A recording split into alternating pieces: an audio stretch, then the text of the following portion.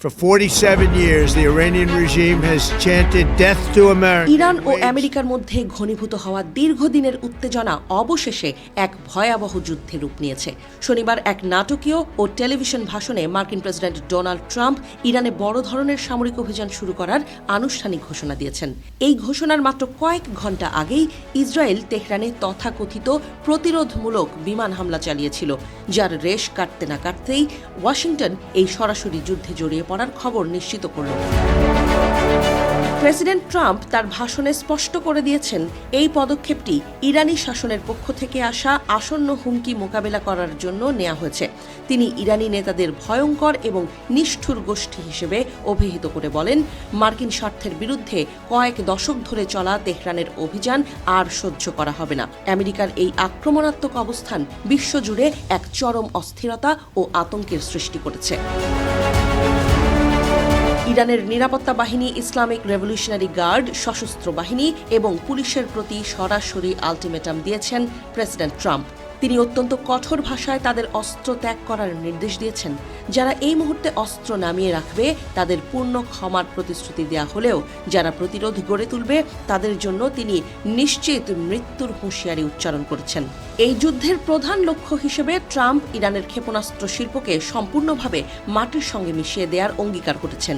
তিনি ঘোষণা করেছেন যে মার্কিন বাহিনী দেশটির নৌবাহিনীকে ধ্বংস করবে এবং এমনভাবে আঘাত হানবে যেন ইরান আর কখনো ঘুরে দাঁড়াতে না পারে। যদিও এই অভিযানে মার্কিন বীর সেনাদের প্রাণহানির আশঙ্কা রয়েছে বলে তিনি স্বীকার করেছেন, তবুও একে একটি মহৎ লক্ষ্য হিসেবে অভিহিত করেছেন তিনি। বিশেষ করে ইরান যেন কোনোভাবেই পারমাণবিক অস্ত্র অর্জন করতে না পারে তা নিশ্চিত করা তার প্রশাসনের প্রধান নীতি বলে তিনি আবারও স্মরণ করিয়ে দেন। ভাষণের এক পর্যায়ে প্রেসিডেন্ট ট্রাম্প ইরানের সাধারণ জনগণের উদ্দেশ্যেও বার্তা দেন। তিনি তাদের ঘরে থাকার এবং নিরাপদ আশ্রয় থাকার পরামর্শ দিয়েছেন। মুক্তির সময় ঘনিয়ে এসেছে উল্লেখ করে তিনি ইরানিদের বলেন, বাইরে থাকা অত্যন্ত বিপজ্জনক, কারণ এখন সর্বত্র বোমা বর্ষণ করা হবে। আমেরিকান অভিযান শেষ হওয়ার পর তিনি ইরানি জনগণকে তাদের নিজেদের সরকার পরিচালনার দায়িত্ব নেওয়ার আহ্বান জানান। ট্রাম্পের দাবি, অন্য কোনো মার্কিন প্রেসিডেন্ট যা করতে সাহস করেনি তিনি আজ রাতে তাই করে দেখাচ্ছেন। তার মতে আমেরিকা এখন ইরানের বিরুদ্ধে বিধ্বংসী এবং প্রতিরোধক শক্তি প্রয়োগ করছে।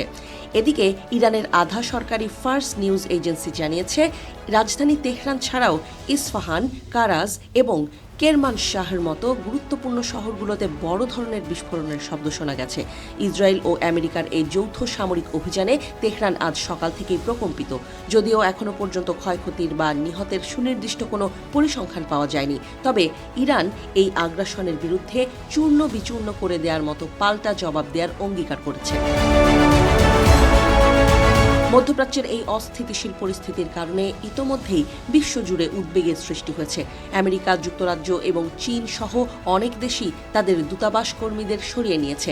তেহরানে অবস্থিত ভারতীয় দূতাবাসও সেখানে অবস্থানরত ভারতীয় নাগরিকদের দ্রুততম সময়ের মধ্যে দেশ ছাড়ার পরামর্শ দিয়েছে। এক অনিশ্চিত অন্ধকারের দিকে ধাবিত হচ্ছে পুরো মধ্যপ্রাচ্য, যা বিশ্ব রাজনীতি ও অর্থনীতির মানচিত্র বদলে দিতে পারে।